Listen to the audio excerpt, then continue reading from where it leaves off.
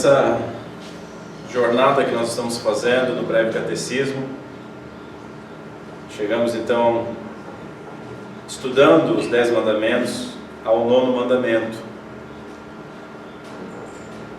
E o breve catecismo então, na pergunta 76, pergunta qual é o 9º mandamento, que nós encontramos lá em Êxodo 20. Vamos ler o verso 1, 2 e 16. Então falou Deus todas estas palavras: Eu sou o Senhor teu Deus, que te tirei da terra do Egito, da casa da servidão. Verso 16: Não dirás falso testemunho contra o teu próximo. Continua o catecismo. O que exige o 9º mandamento? Exige a conservação e a promoção da verdade entre os homens, e a manutenção da nossa boa reputação e a do nosso próximo, especialmente quando somos chamados a dar testemunho. Pergunta 78, o que proíbe o 9º mandamento? Proíbe tudo que é prejudicial à verdade ou injurioso, tanto a nossa reputação como a do nosso próximo. Notem que sempre há uma preocupação com o outro, né? Tanto na riqueza, no outro mandamento, o mandamento anterior sobre não furtar. Versos que nos ajudam a entender essas preposições. Efésios capítulo 4. Por isso, deixando a mentira, fale cada um a verdade com o seu próximo, porque somos membros uns dos outros. Colossenses 3. Não mintais uns aos outros, uma vez que vos despistes do velho homem com os seus feitos. Provérbios 19:5. A falsa testemunha não fica impune, e o que profere mentiras não escapa. Apocalipse 21. Porém, quanto todos os mentirosos, a parte que lhes cabe será no lago de fogo que arde perpetuamente em meio ao enxofre. Apocalipse 22. Fora da cidade celestial ficam todo aquele que ama e pratica a mentira. E aí Provérbios capítulo 6, verso 16, diz o seguinte: 6 coisas o Senhor aborrece, e a 7ª sua alma abomina: olhos altivos, língua mentirosa, mãos que derramam sangue inocente, coração que trama projetos iníquos, pés que se apressam a correr para o mal, testemunha falsa, que profere mentiras, e o que semeia contendas entre os irmãos. Notem novamente, não só a punição para os mentirosos, como também o ódio que o Senhor tem à mentira. Vamos orar mais uma vez. Senhor Deus, nosso Pai, tem misericórdia de nós nesta manhã. Nos ajuda, nos auxilia a entendermos um pouco mais deste mandamento, um pouco mais da Tua lei. Nos ajuda a entender um pouco mais de quanto que a Tua lei nos condena e como ela nos conduz a Cristo Jesus, tornando cada vez mais agradável a cruz do nosso Senhor. Apesar das nossas debilidades, nos ajuda, Senhor, e glorifica o nome do Teu Filho em nosso meio. Que nós te pedimos em nome de Cristo Jesus. Amém. Senhores, nós temos visto como todos os mandamentos, eles estão intimamente relacionados entre si e intimamente relacionados com Deus. Todos os mandamentos extraem a sua força de Deus, ou da primeira tábua, os mandamentos que se referem a Deus, os mandamentos verticais, e todos eles estão interligados. Você não consegue separar um só. Você não consegue dizer que uma pessoa, quando ela quebra um mandamento específico, que ela quebrou somente aquele. Porque quando a gente começa a desdobrar um pouco mais e entender um pouco mais, nós conseguimos ver que aquele mandamento quebrado, ele derruba como um efeito dominó toda a lei de Deus. Nenhum elo de ligação entre o 8º mandamento que nós vimos e esse 9º é tão sucinto e tão explicativo como Calvino falou. Ele diz o seguinte: assim como o 8º mandamento, não furtarás, atou as minhas mãos, o 9º mandamento, não darás falso testemunho, atou a minha língua. E essa é a grande realidade. Nós já vimos sobre os atributos de Deus, até mesmo estudando no breve catecismo e em outras mensagens. A pergunta 4 do breve catecismo a respeito dos atributos de Deus foi uma pergunta, uma questão que nós ficamos 7 semanas discutindo. E nós sempre falamos a respeito de que Deus é, né? Cristo Jesus dizia: eu sou. Deus é amor, Deus é a verdade. Então notem o seguinte: entre os atributos de Deus, Ele ser o amor, Ele ser a verdade, Ele não é uma verdade, Ele não é um tipo de amor.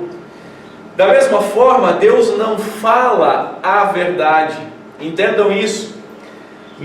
Deus ele não se submete a uma categoria de ideias, de pensamentos, ou uma categoria que seja julgável por alguém. Deus não fala algo que é verdade porque alguém julga ser verdadeiro. Deus não se submete a uma lei do que é certo ou que é errado. Não, o que Deus fala, sendo Ele a verdade, é verdade. Então, entendam isso, não há um tribunal superior para se julgar a Deus. Não há um fórum superior para se julgar o juiz da eternidade. Então, o que Ele fala é verdade e não precisa de provas. Deus não é homem para que minta, como diz Números 23. Portanto, é impossível que Deus minta, nos diz Hebreus capítulo 6.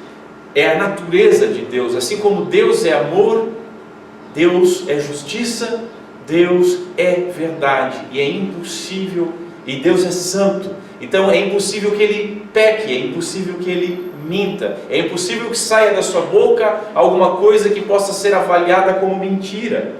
Essa é a nossa confiança, meus queridos irmãos.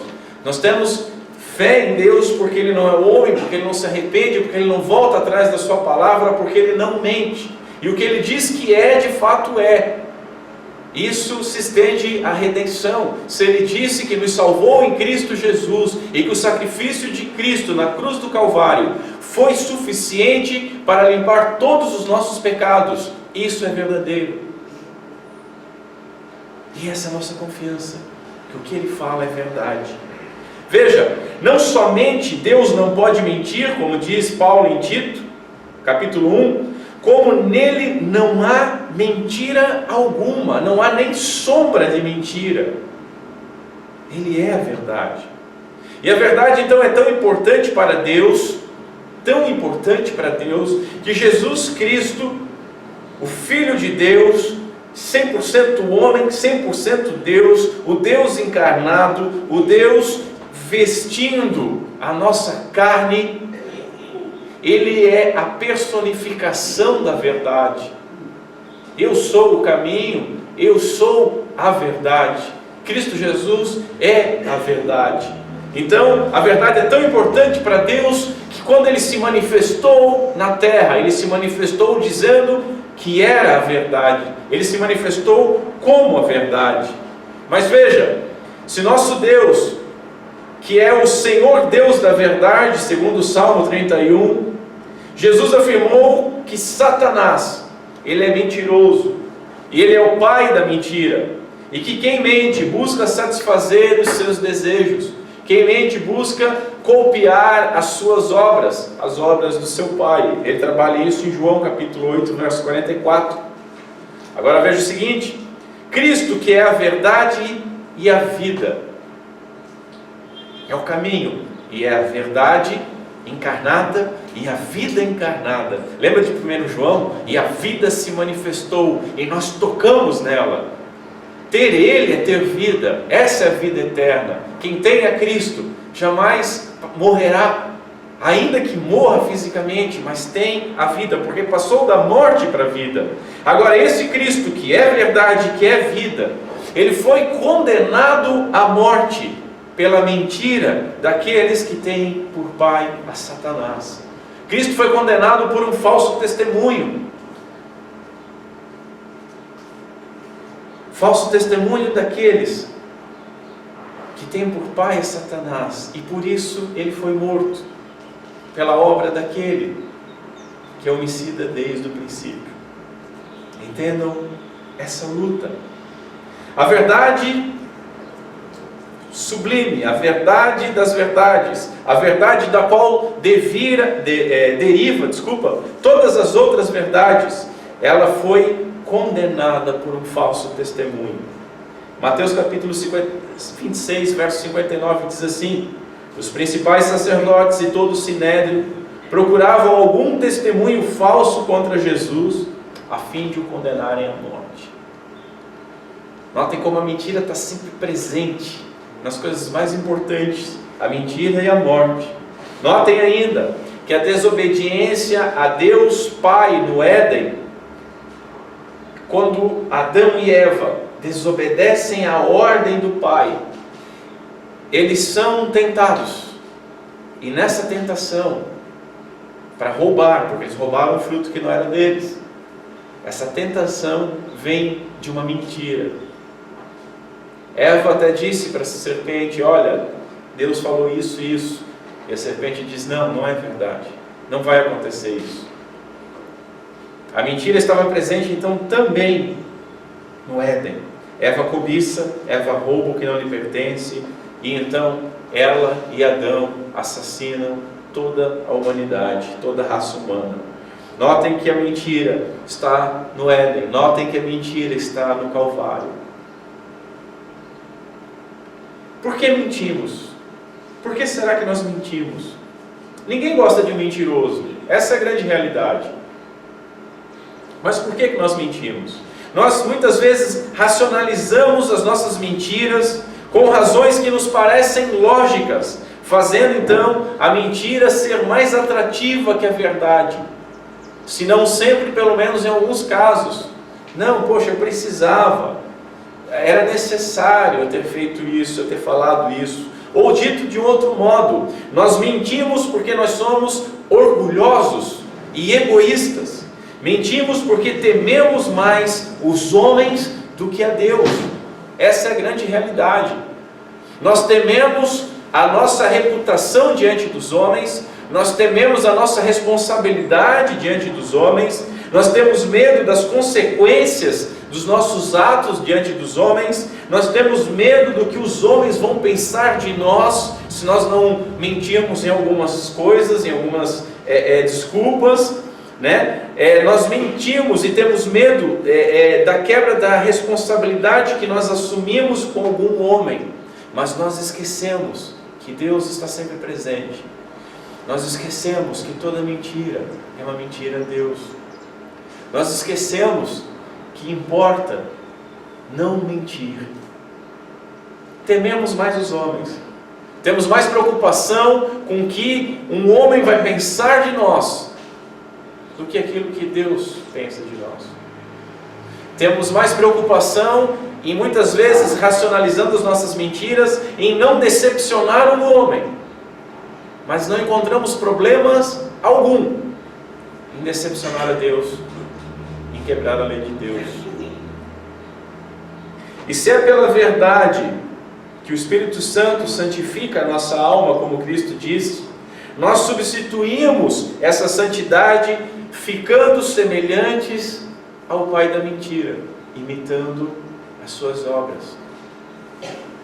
Thomas Watson, ele afirmou que o Senhor pôs duas cercas para a língua. Uma cerca era os dentes e a outra cerca seriam os lábios. E este mandamento seria a terceira cerca então, uma cerca de santidade e uma cerca de temor a Deus. O conceito bíblico da mentira é falar ou expressar aquilo que sabemos ser falso. É meio que óbvio que é mentira, mas eu me utilizei até do Van Horn para isso. Falar ou expressar aquilo que sabemos ser falso. E a força do mandamento, que é um mandamento que se encontra na segunda tábua, como a gente sempre fala, essa força está na primeira tábua. Essa força está nos mandamentos verticais. Tiago capítulo 3 diz o seguinte: nem mentais contra a verdade. Veja, Tiago ele não fala assim, não mentais ou não faleis contra a verdade. mas ele coloca os dois termos. Isso é muito significativo. Não mintais contra a verdade. Ora, nós vimos até agora que Deus é a verdade. Então, toda mentira é contra a verdade. Toda mentira é contra Deus.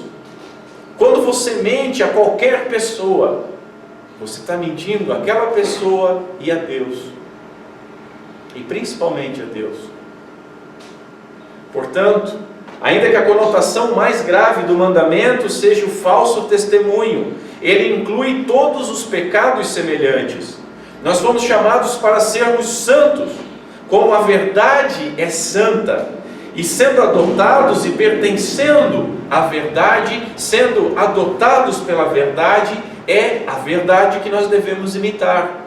O nosso Pai, e não o pai da mentira. Portanto, o mandamento exige que promovamos a verdade, proclamando a verdade sempre, tanto aos nossos irmãos e amigos, como a todo mundo, por respeito tanto a eles quanto a nós, e principalmente quanto a Deus. Quando você mente, você não respeita, na realidade, aquela pessoa que está ouvindo a mentira, seja porque você não quer decepcioná-la, seja porque você quer enganá-la, você não a respeita. Quando você mente, você não se respeita, você se inferioriza ou aumenta a si próprio diante dessa pessoa. Quando você mente, você não respeita Deus. Quando você mente, você não respeita a verdade, que foi crucificada por um falso testemunho e morreu por esse pecado também. De tal modo que nós tenhamos sempre, como diz o breve catecismo, a nossa boa reputação e a do nosso próximo sempre conservada e sempre aumentada. Boa reputação. Hoje em dia isso é ridículo. Quando nós falamos sobre o mandamento, não adulterarás, eu falei a respeito do recatado. E hoje em dia recatado é um xingamento. Hoje em dia puritano é um xingamento. Hoje em dia boa reputação não é xingamento. É algo que não existe. Não tem, não se encontra. A pessoa, boa reputação? Reputação? O que é? Há tempos atrás, uma pessoa, quando perdia a sua reputação, perdia tudo.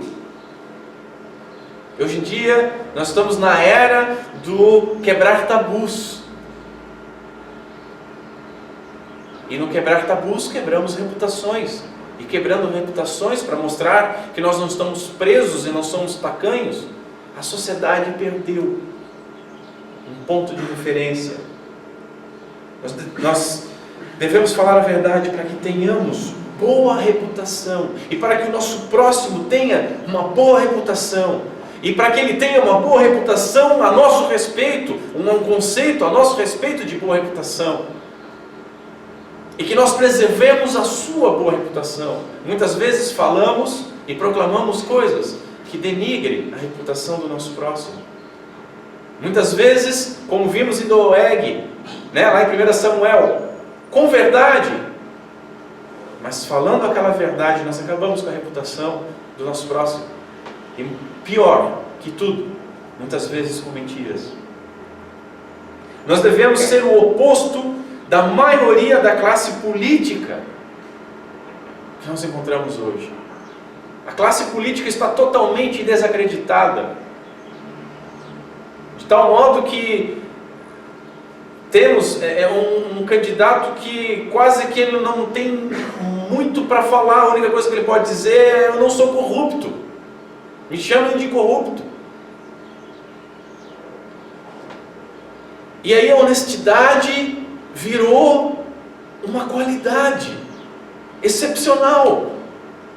E aí as críticas a esse candidato vêm da seguinte forma, e são críticas verdadeiras. Um bom candidato não deve ser pautado somente porque ele é honesto. Honestidade é obrigação. Óbvio que é obrigação, mas nós não encontramos mais. Esse é o ponto. Você já deve ter visto 1, 2, 3 vezes. Taxista encontrou uma mala com dinheiro no carro e devolveu.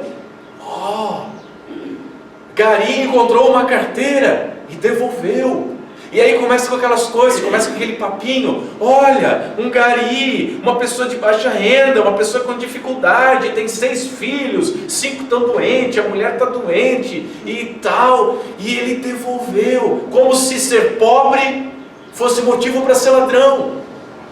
Como se ter filhos doentes fosse motivo suficiente para se apropriar do bem dos outros. Mas o que isso reflete? Acabou a boa reputação. Ela espanta, ela assusta, ela vira notícia. A pessoa devolveu.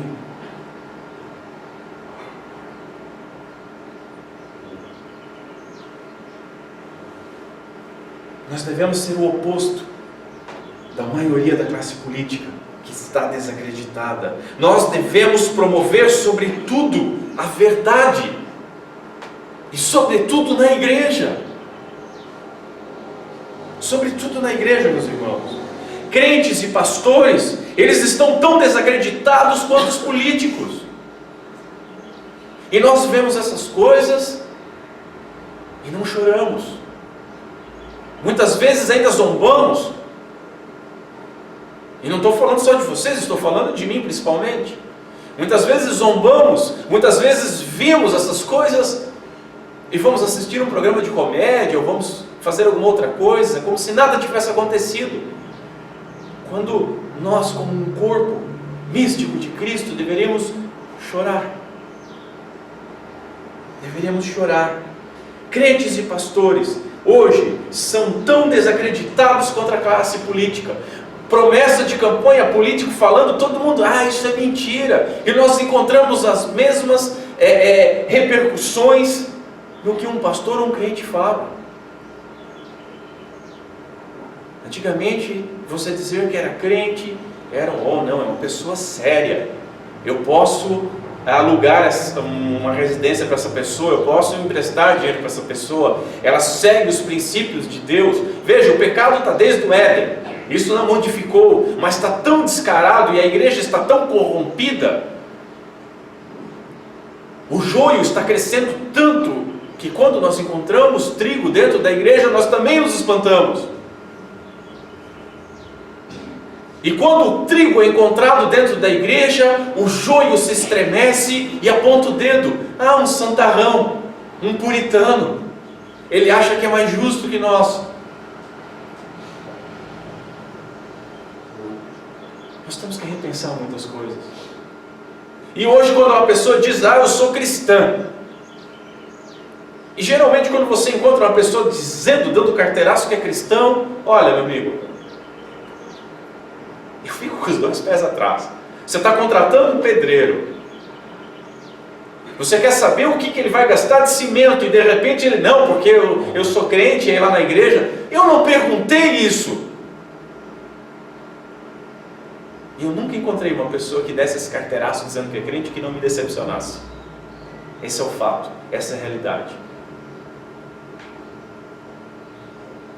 Mas eu estou testemunhando. Está testemunhando duplamente mal.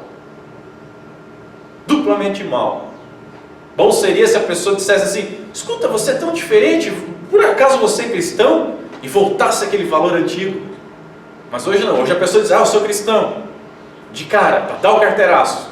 Eu sou de confiança. E aí ela decepciona. Falsos mestres, ensinando falsas doutrinas, proclamando falsos milagres, pessoas fazendo falsos testemunhos. Teve um caso de um grupo muito famoso da Austrália. Olha o nível que chegou o negócio. Começou com os milagres que não eram milagres, pessoas pagas para receberem uma oração e dizerem que tinham sido curadas. E aí, um certo pastor, líder de um grupo musical, ele precisava promover o seu grupo, ele precisava um plus. E aí o que ele fez? Declarou para todo mundo que estava com câncer. e começou a fazer as apresentações, e estar presente, porque ele não podia cantar, com um tubo de oxigênio, e raspou a cabeça, porque ele estava fazendo quimioterapia. E pouco tempo depois, pelo menos, ele teve a hombridade de dizer: olha, é tudo mentira, eu nunca tive câncer, eu só fiz isso para chamar a atenção. Muito bem, ele chegou e falou que errou. Agora, meus irmãos, entendem o quanto que isso desacredita as pessoas? E aí a gente vê verdadeiros lobos, bocas malditas do inferno, dizendo: olha, você vai ser curado, recebe, toma posse. Se eu sou homem de Deus, isso vai acontecer. Não, você não é homem de Deus, não vai acontecer. Ponto final. E os cristãos ficam quietos, não se levantam, expurgando esse mal, e também não choram de joelhos. Estamos passivos, estamos assistindo isso passivamente, e o nome de Cristo é envergonhado.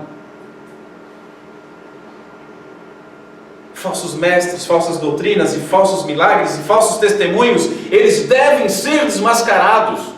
Ai, não julgueis. Cala a boca, vai ler Bíblia. Começa com esse papinho de não julgueis, cala a boca. Vai ler um pouco de Bíblia que faz bem. Um pouco de fermento leveda a massa toda. E cabe ao cristão julgar com critério rigoroso os detratores, nos diz o pastor Hélio. Ah, mas tu está usando um pastor, o Hélio Clemente, é só um pastor. Mas Paulo diz em 1 Coríntios: os de fora, porém, Deus os julgará. Expulsai, pois, de entre vós o malfeitor. Cabe a nós. O juízo de Deus começa pela sua casa. E nós, como cristãos, nós temos que ser igual a um organismo. Nós não somos o corpo de Cristo. E quando o seu corpo recebe um ferimento e tem uma infecção, o que o seu corpo faz? Começa as células a lutar com aquilo e expurgar aquilo. E se você é uma célula do corpo de Cristo, você tem que se levantar e desmascarar e expurgar o mal do meio. Veja, como se mostrou no Éden e como se mostrou no Calvário, as mentiras são mortais. Uma mentira no Éden matou a raça humana inteira em Adão. E uma mentira levou nosso Senhor para a cruz. Entendam o seguinte: todas as mentiras estavam em Cristo Jesus. Entendam o seguinte: Cristo veio para ser crucificado. Mas entendam o modo como Ele chegou à cruz. Um julgamento injusto, um tribunal injusto, com falsos testemunhos, mentindo. As mentiras encantam e seduzem, diz o Morley. Enganam e iludem, matam e destroem. Elas destroem aquilo que é fundamental em qualquer família. E nós temos que entender como é que uma sociedade é formada. As mentiras destroem aquilo que é fundamental em qualquer família. E daí, a partir da família, destroem a igreja. E aí, a partir das igrejas, destroem toda uma civilização. E o que é fundamental para isso? Confiança. Uma família tem que ter confiança. Uma igreja, uma comunidade de fé tem que ter confiança. Uma sociedade tem que ter confiança. E hoje em dia você não pode confiar em ninguém. E eu não preciso falar para vocês. Vocês já ligaram ao noticiário essa semana e viram como é que está a sociedade, como é que está a civilização. Pais não confiam em filhos e filhos não confiam em pais. Casais não têm confiança entre si. É mentira, é engano. É pais que prometem e não cumprem. É pais que enganam. Pais que prometem até mesmo um castigo e até nisso erram. Filhos que mentem para os pais, porque sabem que não vai ter consequência. Que feio, né? Papai ficou triste. Vai vestir uma calça e ser homem?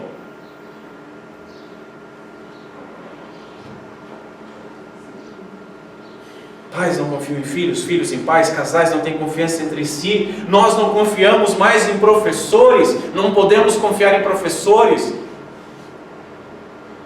Quando eu era mais burrinho do que eu sou hoje na faculdade, mas um pouquinho mais inteligente que no segundo grau, não dava para confiar nos professores, não dava para confiar no que ensinam. Hoje nós não podemos confiar nos professores dos nossos filhos. A gente não sabe se eles sabem alguma coisa, a gente não sabe o que eles ensinam, a gente não sabe se eles vão abusar, a gente não confia em policiais. Veja, a classe policial perdeu o respeito total. Claro que a culpa é da campanha progressista, sempre de fazer com que a autoridade caia por terra. E aí não se respeita mais as autoridades. Mas a gente não pode negar que grande parte das corporações de policiais militares, civis, também corrompidos, também têm feito e trabalhado para que a confiança neles se esvaneça. Nós perdemos a confiança em médicos. Você não pode mais ter confiança em médico. Você não sabe se ele está te dando o medicamento certo ou não, se ele tem bola com o laboratório, se ele está pedindo exame a mais para ganhar um pouquinho a mais, se ele está querendo fazer uma cirurgia em você para engordar o orçamento do mês, se ele vai te anestesiar e abusar de você. Você não pode ter confiança em político, você não pode ter confiança em pastores, você não pode ter confiança mais em advogados. Se bem que isso faz tempo, mas enfim, você não confia mais em advogados, você não confia mais em juízes. Nós no país, na nossa realidade hoje, não temos a menor confiança, muito pelo contrário, uma desconfiança elevada à milionésima potência, no Supremo, aquele tribunal superior onde juízes do mais alto magistrado definiriam os trâmites de todos os outros tribunais. A gente não pode confiar. A sociedade está em colapso. A justiça e a verdade, elas se dissiparam pela fraude, pela mentira e pelo engano. Mas isso começa em um lugar, e o Arthur Pink, ele diz o seguinte: uma vez que a verdade se separou dos púlpitos, não demorou muito para que ela desaparecesse das casas legislativas e dos centros comerciais. Essa é a realidade. Quando a verdade foi afastada dos púlpitos da igreja, todos os poderes executivos, legislativos e judiciários se corromperam. O comércio se corrompeu. Não havia mais um ponto de equilíbrio na balança. Notem o seguinte: a verdade, ela está sendo atacada brutalmente por correntes filosóficas. É o que nós vimos nas faculdades, nos colégios, é o que nós vimos na mídia, nas propagandas, no cinema, na arte, em geral, teatro, música, é o que está bombardeando a gente. A nossa corrupção com a falta da verdade, com a perda da confiança, ela vem sendo atacada pelo outro lado. Isso tudo está atacando a verdade. E quem é a verdade? Deus. O relativismo é terrível. Você já ouviu isso? Não, cada um tem o seu ponto de vista. A verdade é relativa. Vocês já viram aquela figura, algumas pessoas que se imaginam, os inteligentinhos, eles se imaginam inteligentes, colocam aquela figura na internet, que tem um homem de um lado e um homem do outro lado, e está desenhado um 6 ou um 9. Um vê um 6, o outro vê um 9. E aí o ataque à verdade ali: olha, os dois estão certos, porque um está vendo um 6 e o outro está vendo um 9. Ou seja, a verdade é relativa, ela é subjetiva à apreciação da pessoa que está analisando. Então cada um tem a sua própria verdade. E às vezes eu vejo cristãos compartilhando isso. Meu amigo, indiretamente você está jogando isso aqui tudo no lixo, porque você está dizendo que isso aqui tudo também pode ser analisado por cada indivíduo, e cada indivíduo vai definir se é ou não verdade. Sabe por quê? Porque aquele número lá, alguém escreveu, e quem escreveu não escreveu um 6, 9, ele escreveu ou um 6 ou um 9, ou seja, Alguém está vendo certo, o outro está vendo outra coisa, mas isso não torna a verdade. Você acreditar numa mentira não torna essa mentira verdade. E é a mesma coisa com as Sagradas Escrituras. Eu interpreto assim, eu interpreto assado. Mas quem escreveu, quem definiu, o Senhor da palavra, a palavra viva, a palavra encarnada, a palavra que é a verdade, ela sabia muito bem o que queria dizer. Hoje a única verdade aceita é que não há verdade absoluta e universal, tudo é relativo, não há uma verdade absoluta. E isso é muito interessante porque já demonstra o colapso da sociedade, demonstra um colapso completo da sociedade. Essa semana passada eu vi uma frase que eu gostei muito. Hoje nós vemos inteligentinhos ou imbecis mesmo, me perdoem a força da expressão, utilizando a expressão assim, em pleno século 21, dando uma áurea de sabedoria, de pensamento elevado e de um desenvolvimento de pensamento de 21 séculos.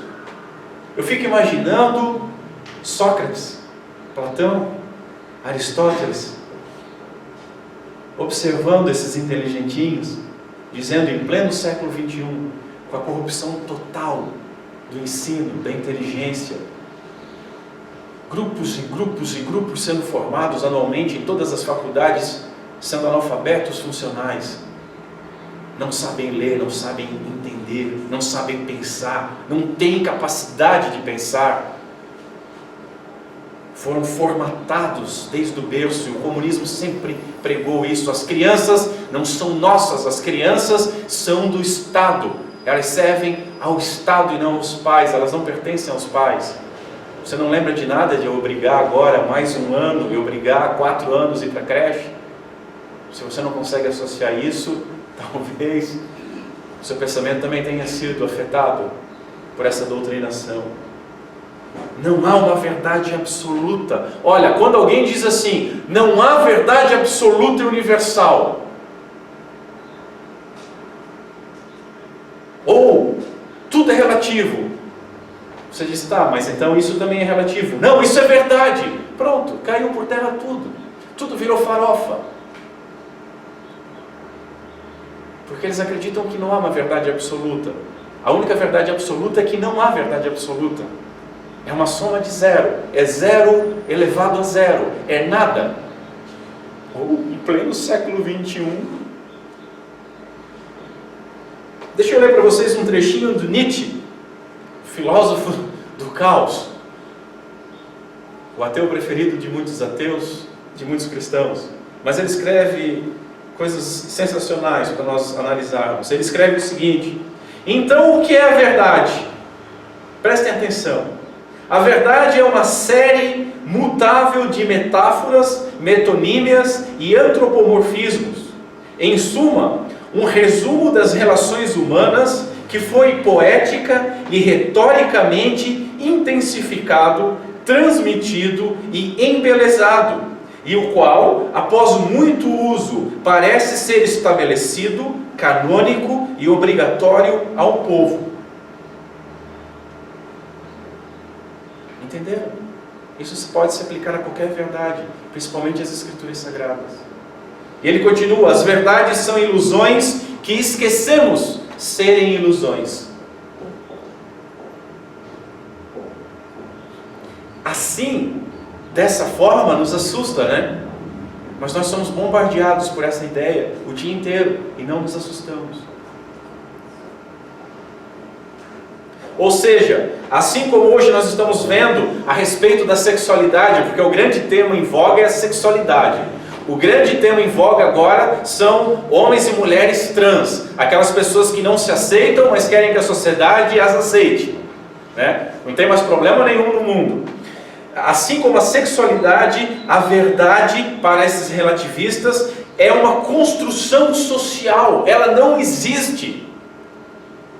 Não existe verdade. E aí parece que eu consigo escutar o demônio gargalhando. Dá para ouvir a zombaria do inferno. As pessoas cultas, gravatadas, sábias. Se não há verdades, meus irmãos, não há mentiras. Notem isso. Salvo quem diz conhecer a verdade. E se não há mentira, não há pecado. E se não há pecado, não há evangelho. Se não há verdade, não há Deus. Ele é só uma ilusão construída, a qual nós esquecemos que era ilusão. Se não há verdade absoluta, não há palavra de Deus. Como o publicitário do Hitler, a Bíblia seria só uma mentira que foi falada tantas vezes que se tornou verdade. Entendam, eles não têm problema de abater companheiros se vai derrubar. Os fins sempre justificam os meios. Então, os defensores imediatos das ideias deles podem cair se eles conseguirem atingir as Escrituras Sagradas. E notem, tudo isso que eu estou falando, sim, de novo, novamente, eu estou batendo também no progressismo e no esquerdismo. Quando eu vejo alguém dizendo, eu sou cristão e socialista, parece que o estômago vai sair pela boca. Dá vontade de estar numa cruzada assim, com 2 machados na mão e Deus vult, e sair tocando terror. Voltando às exigências, mas entendam como a verdade está sendo atacada. Entendam como esse ataque à verdade é um ataque contra Deus. Agora veja, até mesmo falando a verdade, nós podemos mentir. Até mesmo falando a verdade, nós podemos pecar. Quando falamos a verdade com motivo ou propósito errado, ou quando falamos para sujar a reputação do próximo, ou para gerar a ira de alguém, como nós vimos lá em 1 Samuel e no Salmo 52, na liturgia desse culto, né? A história de Doeg, Saul e Davi. Notem, você pode falar a verdade com um propósito errado, e isso é mentiroso. Você quer sujar a reputação de alguém. Aí você fala, como é que está fulano? Olha, fulano está fazendo isso. Por que você falou? Não, porque eu não posso mentir. Eu tenho que falar a verdade. Eu não posso mentir. Mas vejamos o que o mandamento proíbe. Por tudo que nós falamos até agora, por tudo que nós vimos, ele proíbe toda mentira, de qualquer tipo. Simples. Ele proíbe também o pronunciamento falso, injurioso, como também o mexerico de uma verdade contra o próximo. A mentirinha.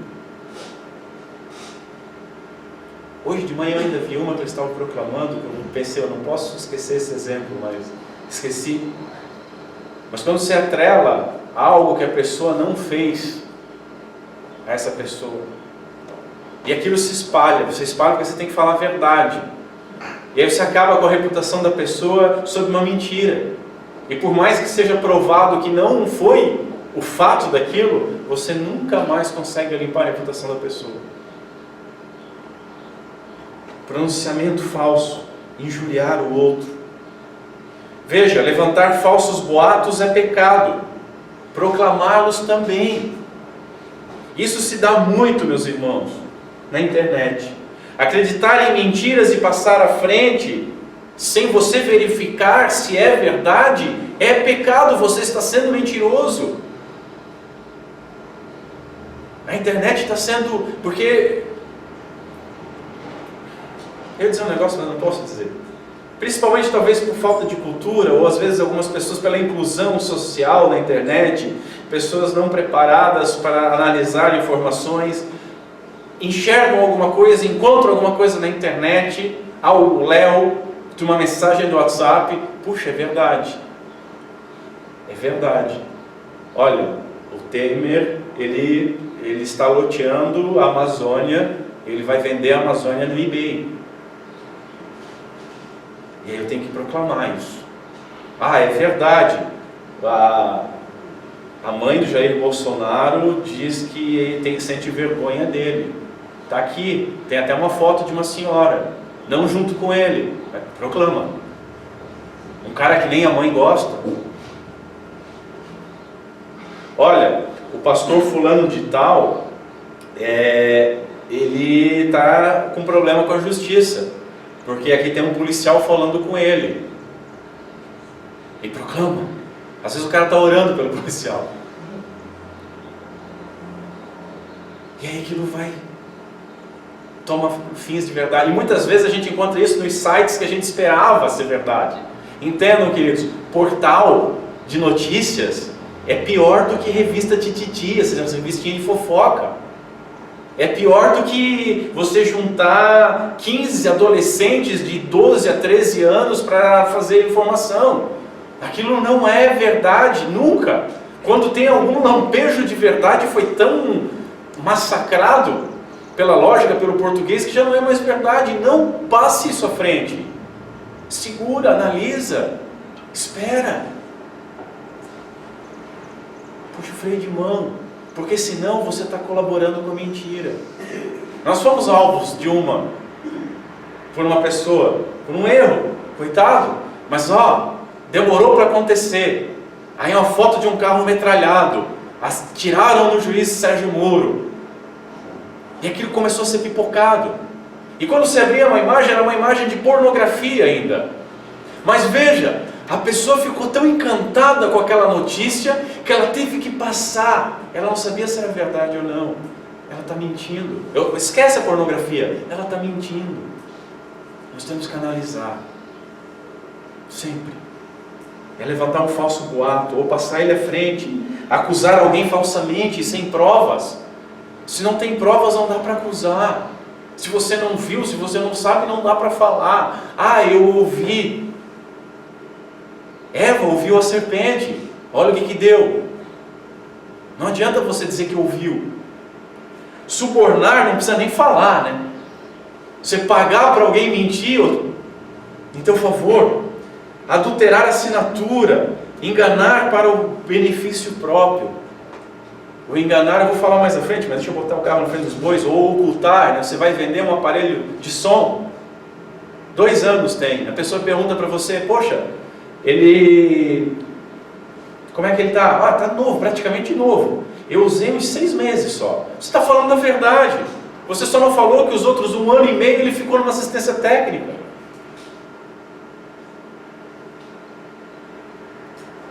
Você vai vender o carro, nunca bati. Mas aí você oculta que ele pegou enchente, água até o teto. Até hoje, se você bater no fogo, cai umas piavinhas.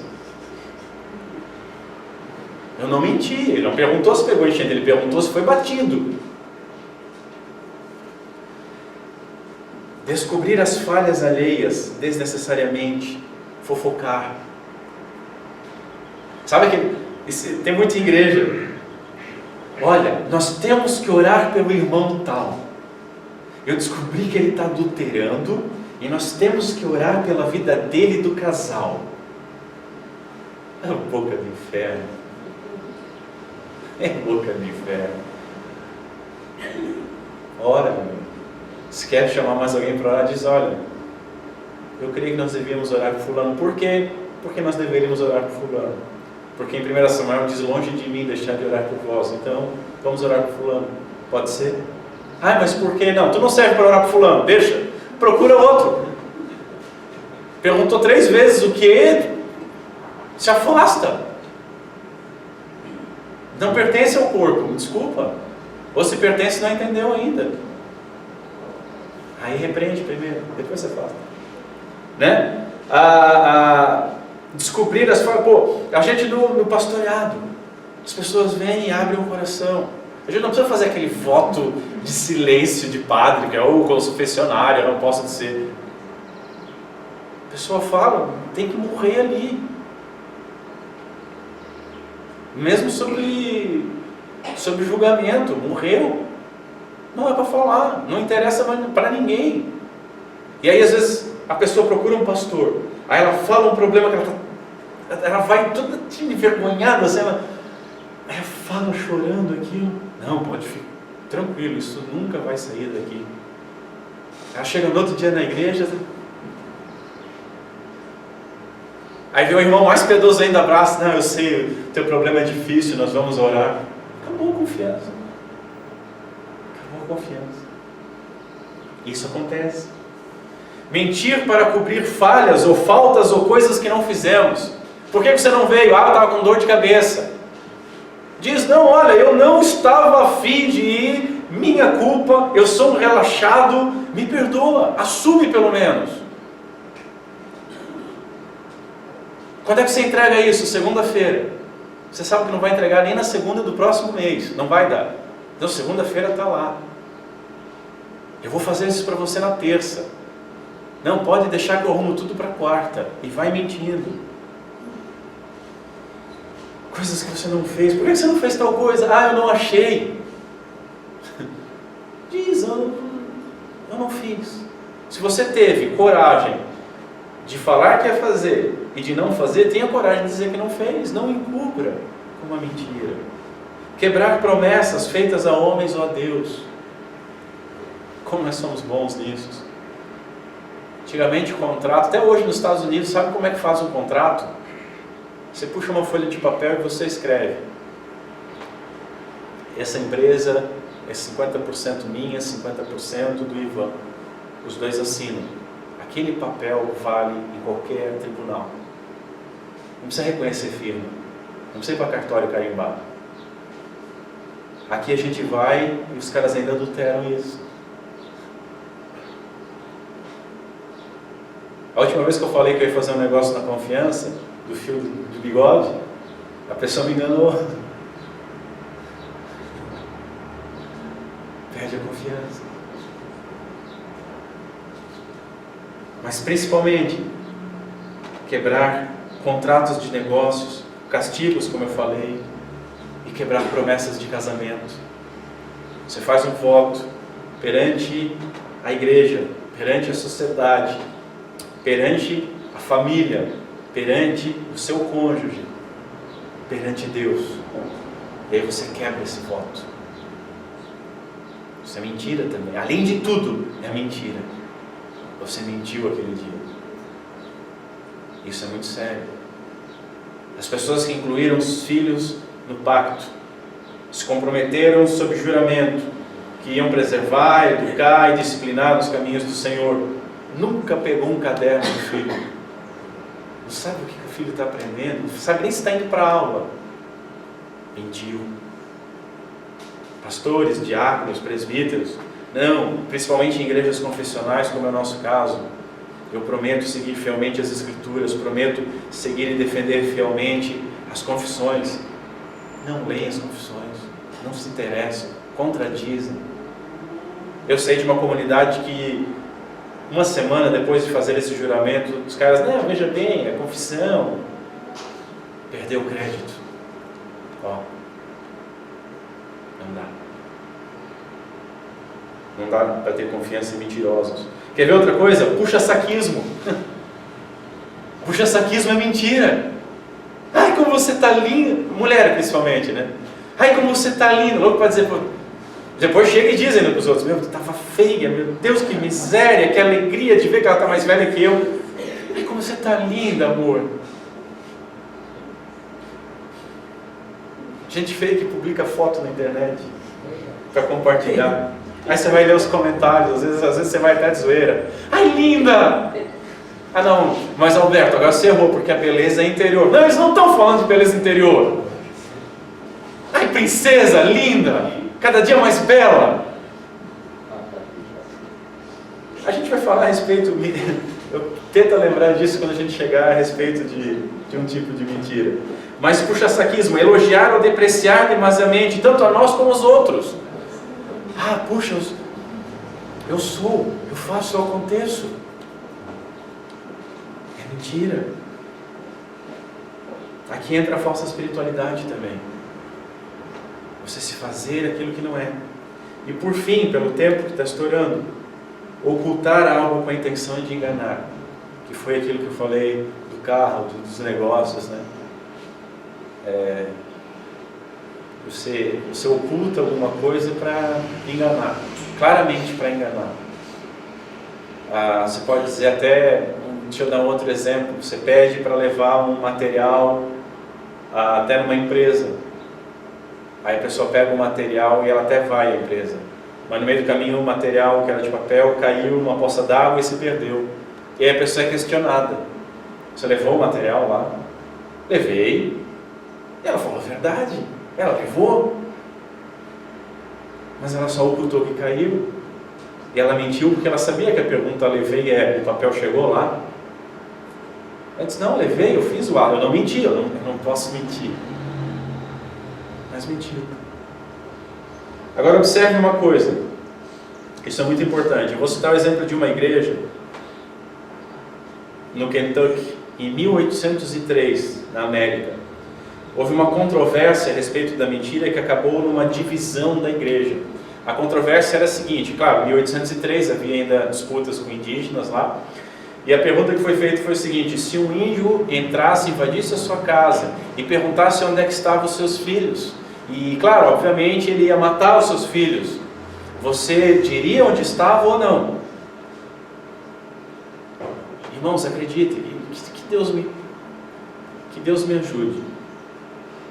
Se um dia eu entender que eu estou errado, eu peço perdão aos irmãos, publicamente, como eu estou fazendo isso publicamente. Mas eu me apavorei com isso. Houve um racha na igreja.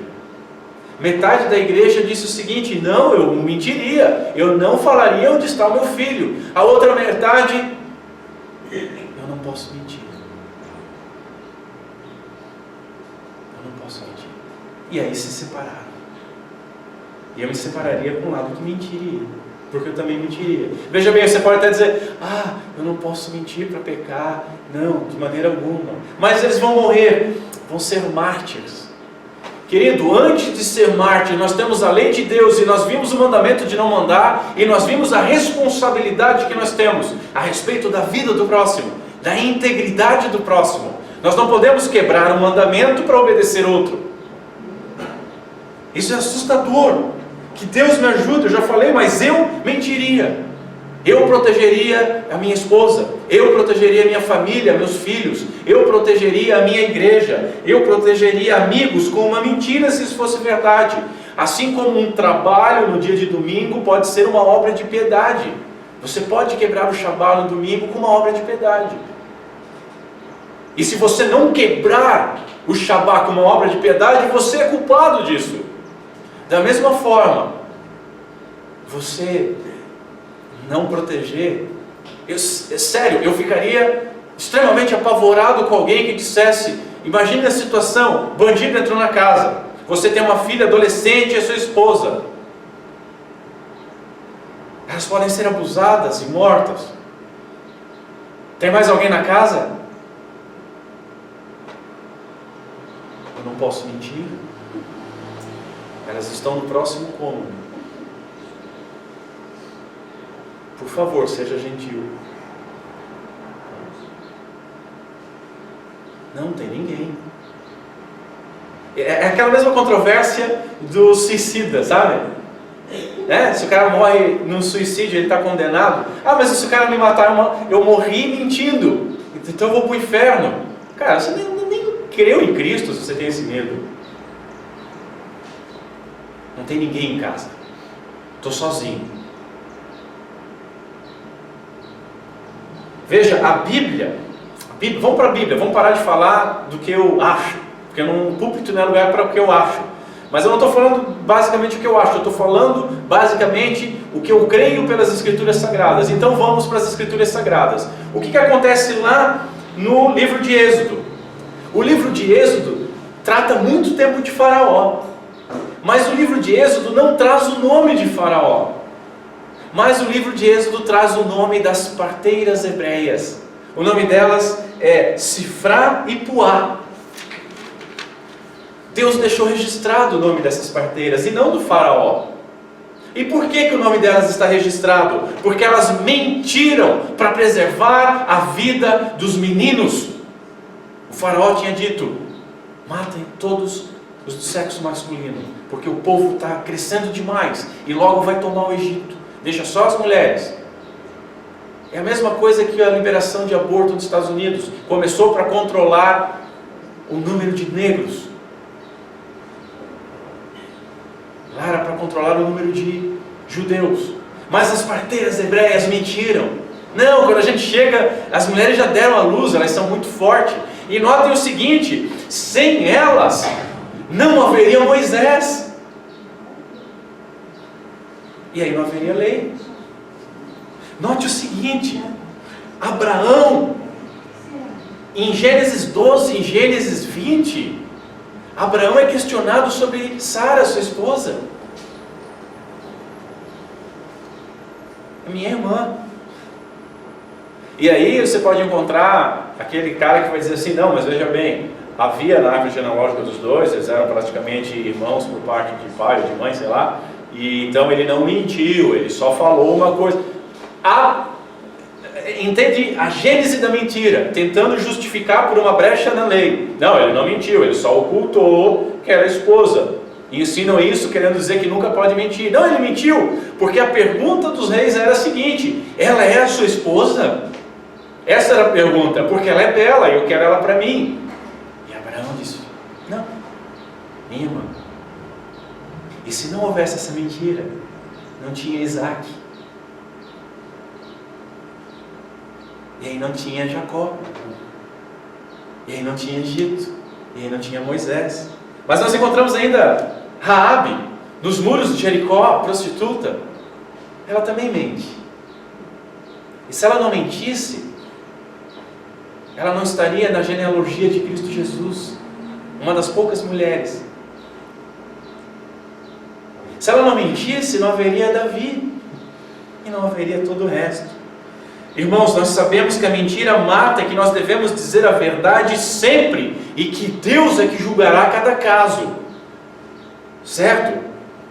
Ele julgará toda mentira. Por isso nós devemos ter cuidado com a nossa boca, e cuidado em tentar justificar alguma mentira. Todavia, sempre que alguém exigir algum absurdo, sempre que alguém exigir algo contrário à palavra de Deus, como por exemplo, onde é que está o teu filho que eu quero matá-lo, ou algo semelhante a isso, colocando em risco a vida de alguém, é lícito pronunciar uma falsidade.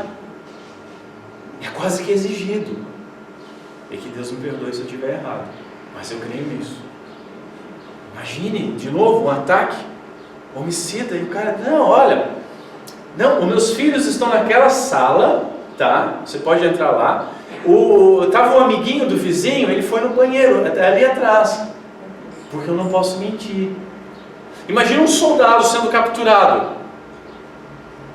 Quais são os planos do teu batalhão? Olha, vou dizer o seguinte: nós vamos entrar por tal lado, tem 2 pessoas infiltradas aqui no lado de vocês, que vai deixar uma porta aberta, e aí nós vamos tomar aqui esse forte, porque eu não posso mentir. O próprio Deus dá as instruções para o exército de Israel: olha, ataca pela frente, mas não ataca com todo um número, fica uma galera por trás, quando eles virarem as costas, esmaga. Tática de guerra. Eu não posso mentir. Por fim, e o mais sério, teologia, doutrina e pregação são o quê? Discursos. Discursos. Toda teologia, toda doutrina, toda pregação é um discurso. E é um discurso sobre o quê? Sobre a verdade. Então ele tem que conter o quê? A verdade, somente a verdade. Pregar é testemunhar de Cristo. Testemunhar o que Ele fez, o que Ele faz, o que Ele tem feito e sempre fará. Pregar engano é dar um falso testemunho. Pregar engano é mentir. Pregar engano é mentir sobre um falso Deus e levar o povo à idolatria, a adorar um Deus que não existe. É só você trazer dinheiro que Deus vai fazer. Bota Deus na parede. Ele quer pessoas que sejam ousadas. Tu não és o meu Deus se não fizer tal coisa. Nós recebemos o Espírito Santo de Deus, o Espírito da verdade, para testemunhar sobre a verdade, com toda a verdade descrita na palavra de Deus. Afinal de contas, Cristo Jesus em João 17 disse, em oração a Deus: santifica-os na verdade, a tua palavra é a verdade. Portanto, a marca do cristão deve ser a verdade. O cristão ele deve ser confiável. O cristão deve nadar contra a maré da sociedade. Nós temos que tomar isso de volta. E não é tomar do inferno, é tomar vergonha na cara e parar de mentir, parar de dar mau testemunho. O que o inferno pegou, ele que leve. A gente não vai ser restituído nisso, mas é tomar a nossa posição de cristão. A base do cristianismo é a verdade absoluta de Deus. Isso não é relativo, não pode ser relativizado. É uma verdade absoluta. Há um Deus. Esse Deus deixou a sua palavra registrada. E por essa palavra entendemos que todos somos pecadores. E por essa palavra entendemos que Cristo Jesus veio e morreu por pecadores. E todo aquele que crê será salvo. A base do cristianismo é a verdade. Como diz o pastor Moller, o povo de Deus, formado nas congregações locais, são como ilhas de verdade no meio de um oceano de mentiras.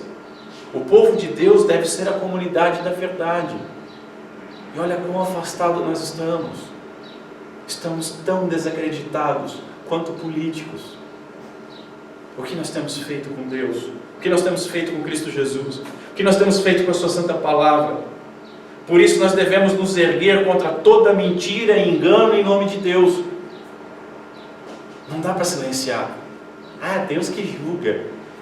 A palavra de Deus diz que Deus julga os de fora, os de dentro cabe a nós. Nós não podemos aceitar. O cristianismo está em decrédito por causa dos falsos profetas, dos falsos mestres e também dos falsos cristãos, dos cristãos espúrios, do joio que tem crescido desenfreadamente porque o trigo não tem botado limite. Para finalizar, nós devemos lembrar o seguinte: como nós temos visto, nós não alcançamos o cumprimento também desse mandamento. Não adianta nós mentirmos dizendo que nós não mentimos. Não adianta nós mentirmos dizendo, não, esse mandamento está ok. Porque não é verdade. Nós mentimos constantemente, infelizmente. A lei, ela nos acusa, irmãos. Nós não podemos dar falso testemunho contra o próximo, nem sobre nós.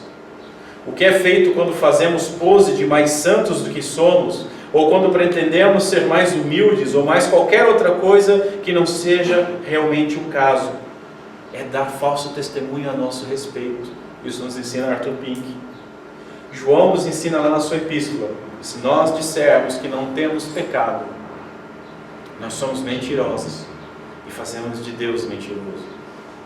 Vamos botar mais uma mentira nessa frase. Se nós dissermos que não temos pecado na mentira, com mentira, nós somos mentirosos duplamente. E pior, fazemos de Deus mentiroso. Portanto, que nós possamos reconhecer o nosso pecado, que nós possamos nos arrepender do nosso pecado, que nós possamos ir à cruz de Cristo, buscar o perdão pelos nossos pecados, e agora, despidos do velho homem, buscar em todo o tempo, quando for aplicável, falar a verdade. Vamos ficar em pé. Novamente eu afirmo o seguinte: a beleza da lei em apontar para Cristo Jesus.